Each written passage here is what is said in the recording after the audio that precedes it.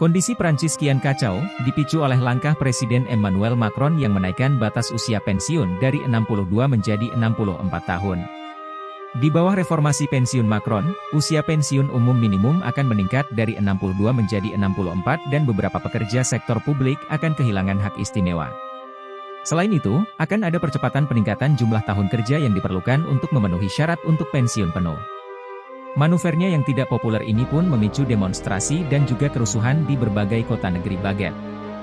Para demonstran itu tergabung dalam serikat pekerja dan bertekad akan terus memprotes Macron hingga keputusan itu dicabut. Namun Macron bergeming.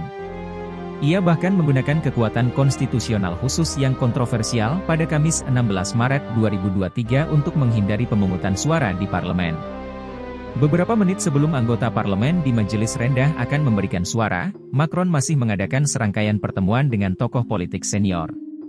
Tiba-tiba ia memilih untuk menggunakan kekuatan khusus alih-alih mempertaruhkan pemungutan suara, yang tampaknya akan kalah. Secara rinci, peraturan yang digunakan adalah Pasal 49(3) Konstitusi, yang memberikan kekuasaan kepada pemerintah untuk melewati parlemen.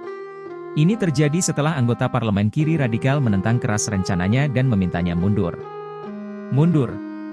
Berhenti, teriak anggota partai kiri radikal Frans Umbouet saat Perdana Menteri Elisabeth Borne berpidato. Ini akhirnya sesi harus ditangguhkan karena suaranya tidak terdengar. Tak lama kemudian, ribuan orang berkumpul dalam protes spontan di Place de la Concorde di pusat kota, karena serikat pekerja berjanji untuk mengintensifkan pemogokan dan demonstrasi jalanan yang telah berlangsung sejak Januari. Memaksa melalui undang-undang menunjukkan penghinaan terhadap rakyat, tutur Kepala Serikat Pekerja CGT, Philip Martinez, kepada The Guardian. Pekerja transportasi, pekerja energi, buruh pelabuhan, guru, dan pekerja sektor publik, termasuk staf museum, telah melakukan pemogokan dalam beberapa pekan terakhir. Selain itu, pemogokan pemungut sampah yang berkelanjutan telah menyebabkan lebih dari 7.000 ton sampah menumpuk di separuh Paris.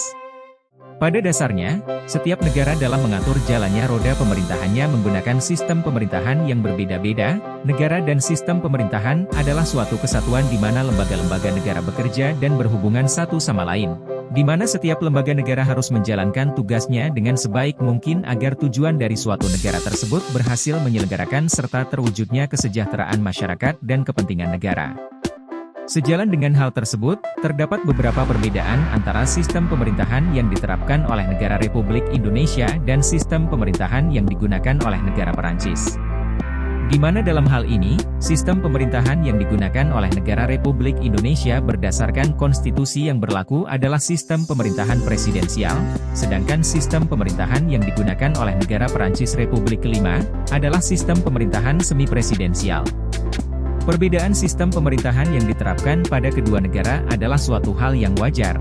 Perbedaan tersebut diantaranya terletak pada tatanan lembaga eksekutif, lembaga legislatif serta lembaga yudikatif pada kedua negara dalam menjalankan roda pemerintahannya.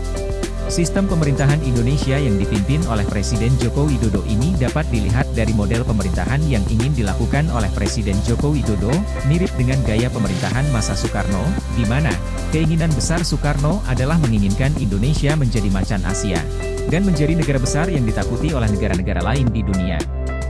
Kedekatan kepada rakyat dengan turun langsung ke masyarakat di daerah-daerah untuk melihat secara langsung keadaan rakyat dan melihat secara langsung hasil kerja dari para menterinya.